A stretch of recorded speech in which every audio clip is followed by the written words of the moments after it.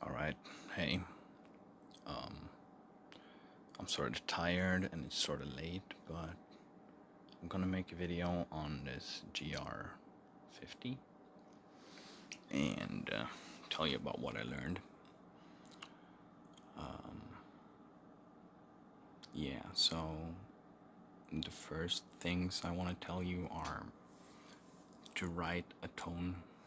You press write, goes like this. Wait, no, give me a second.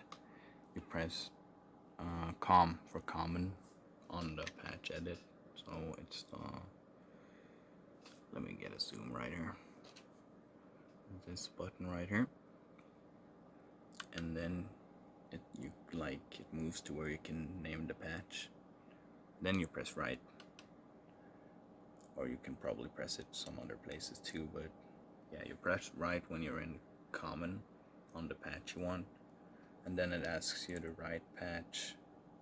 It says patch write 56, and if you want to change that, it writes to another thing. If you want to instead copy the patch you're on to another one, you press copy. The thing I thought was like, when I pressed write, I thought I had to press write again, just right after. Like if I press write right now, what it does is it starts copying.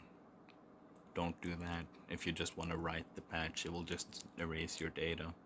So what you want to do to go back, just press play and it goes back, and you press com again. Here's the naming. Press write, and instead of pressing write again, you press enter. There's an enter below, and when you then press enter, it asks sure.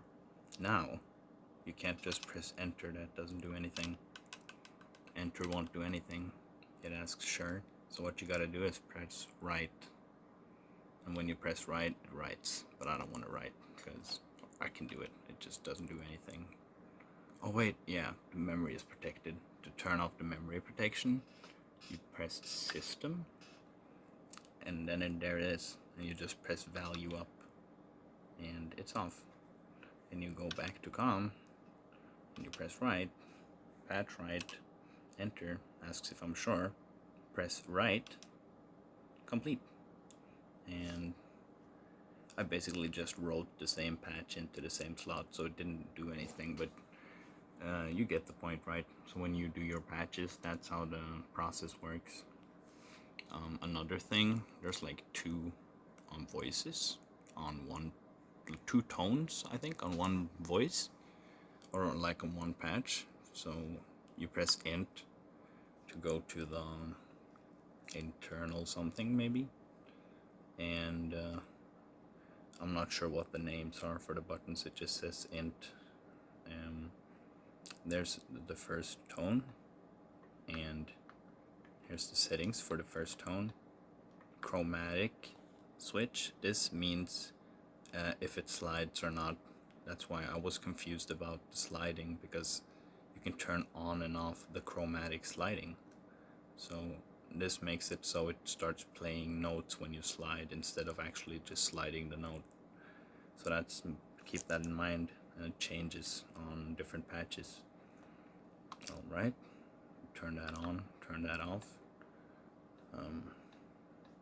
Yeah, you can pan, that's pretty cool. Play with that. You can fine tune, that's nice to get like wider sounds. And then if you press parameter B.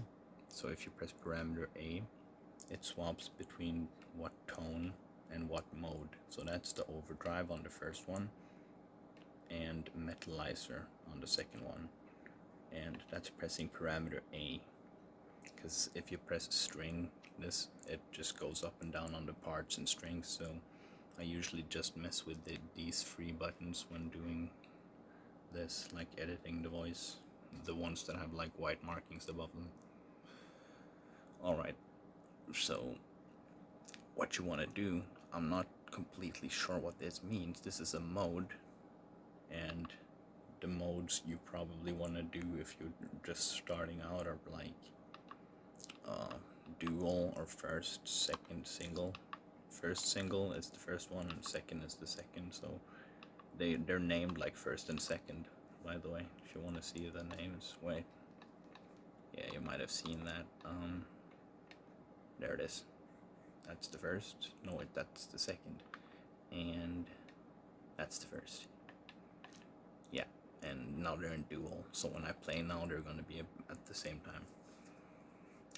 I haven't figured out the card stuff yet, like how to load D10 patches and convert them and stuff, because it can do that for some reason. If you press, I think if you press X, T, wait, play, EXT, and then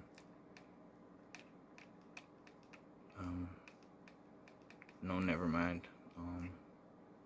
It's probably somewhere else. I remember seeing it, at least there was like, it said something about the D10 and D20. I think it can convert the patch cards or whatever, but I did manage the SysEx, and what you do to do the SysEx is you get BOEM send SX. I can link it. It's the, let me find it on the computer right here. Wait, here it is. This thing. Let me just get it down on this screen right here. Yeah, it appears like that, and it's like SysEx, but for some reason SysEx didn't work with this one. It's like MIDI aux basically. Just get it. It's called BOEM send SX. It's free and it's like readily available. You download that and it's super easy, like a couple megabytes, and then you press system. You have to turn the internal memory protection off. I showed you earlier, but the internal memory needs to be unprotected. And then you press system, right? And you go here. Wait, that's the memory protect. And after the memory protect, you go here to 17. Remember, use 17. It's called exclusive unit 17.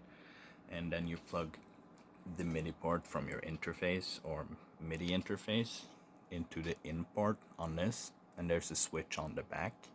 The switch goes to the side that says MIDI, and you plug the thingy in to this and to this, from the out port on that to the in port on this, and then you send this via that, your interface. So you send the SysEx via your interface into the GR. Alright, I'm sort of tired, it's sort of hard to explain. It starts to do like weird shit and it says some weird stuff. The reason it glitches out is because it needs slower MIDI messages, I think, or maybe faster. No, I think slower because it's old. So I read something about that, like online. I think the MIDI information sometimes is wrong or something, and it can glitch out, and it can be like act all weird, and all the numbers are like fucked. Yeah, you just have to do SysEx and do the original tones, and then use BOEM send SX because that works. I even tried using like a MIDI sequencer in my DAW, but that didn't work. So this is the thing to try.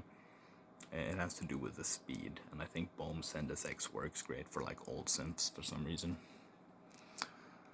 But that's what I wanted to explain pretty much, and I'll make another video eventually. I need to learn more about this. I haven't really figured out if you can edit patches like tones on this. I don't think you can, and that's pretty cool because I can use the D10 to edit the tones and this to make like cool patches. Yeah, this is the TSR-12. I'm not running this through this. I'm running this into that.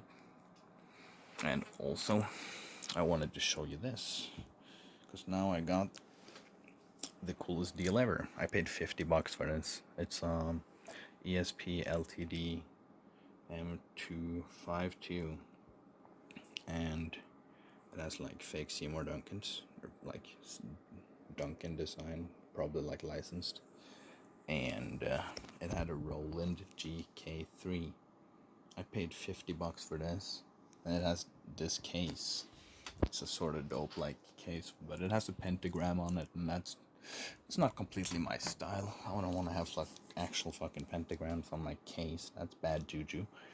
But yeah, and the cable goes into this. My lighting is like properly fucked, but this is, there we are. It's like a GK3 by Roland. So now I have the 2A, the 2, and the 3. And this has a Floyd Rose, and it's mounted on, so the screws are like perfectly placed, but I'm gonna have to put like a proper spring underneath it and make like a different piece of assembly, because the way it's mounted is sort of stupid. It's probably why I didn't like it. Also, the guitar had some damage. It's like the pot under transport, probably the pot has been knocked down. But I'll just remove this pot and glue the stuff down and then paint the gaps. It's a really beautiful guitar. It even has like binding and like a cool 12th. That's my whammy bar, by the way. Alright, and this has like binding around the neck, a locking nut. I love these. It's like my Kramer, but it has a middle pickup. My Kramer doesn't have a middle pickup, but you know, also the GK3 has that type of input. That's always awesome compared to the GK2, which has like a assembly of its own weight. It has like old school, like not old school, but like half the size of a 1/4 inch. So it's like a 1/8 inch fucking, yeah. It's a bullshitter, and I just opted to just do the cable like that because it had like a sticking cable, the one that was gutted. And I have the 2A somewhere else. It's like in a case over there. I'm not really using it right now. But yeah, the 2A, and no, this is the GK2. It ended up on my Les Paul. And I'm going to try and attach it a little bit better. And the GK3 is on this. And it sits really well on this. It plays really well. You'll probably see. I'll start playing like when I finish up with this, explaining, yeah. That totally threw me off. Well, I'll just do a demo anyway of the GK3 into the GR-50. I'm also gonna make a video on the GR-30. I actually bought the GR-30 before I bought the GR-50, but it's been giving me a little bit of a hard time with give me a sec. Whew, I'm so tired. Jeez. It's been giving me a hard time just with some, like, sometimes it starts, sometimes it doesn't. I have to like disconnect the pickup, and also it's not a rack, so I can't like have it on my table like that easily. That whole thing just connects into each other easily. Also, running the GR-50 with the Phantom is super fun. Like, it blows people's minds, the sounds you can make. Like, you can sound like a proper fucking saxophone, and it's like super fun. Yeah. So the Phantom really likes it, and the D50 sort of likes it, but like it likes multi-timbrality. So if you have low multi-timbrality, or like not like poly bend or whatever, it sort of falls through the whole magic of the guitar thingy. Yeah. There's the GR-30, by the way. Oh wait, that's so bad lighting, I can't believe it. It's my phone, I think. It has like a proper bad camera. It's so old. But yeah, I'm gonna buy more of these cables because they seem like they break. And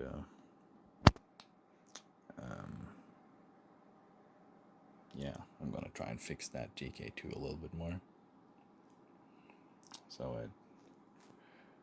it works. And I'm gonna make the GR-30 video. I have to think about some fucking cool ways to demo it.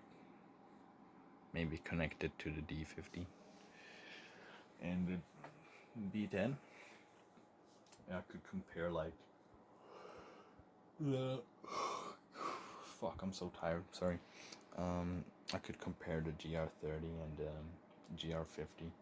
Like, what's the difference between a GR-30 and MIDI into a D10 and a GR-50?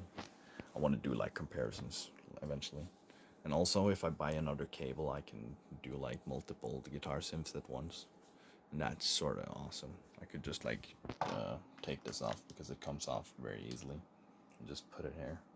The cool part about this is this has like a proper mount on the guitar right there. And I didn't know I would be getting that, which is fucking awesome. 500 fucking Norwegian kroner, dude. That's a good deal. Oh shit. Wait. There we are. Boom. It like clamps down, I think. Yeah. It doesn't fuck your guitar that much. Well, probably fucks it a little bit. If you're scared of your guitar like falling apart from ratty ass pickups, probably don't put them on and then smash it into stuff. Yeah. Well, I'm gonna start repairing this, and I have some demos, but I haven't done a GK3 demo yet, and I'll do that. But for now, this is the video. Thanks for watching.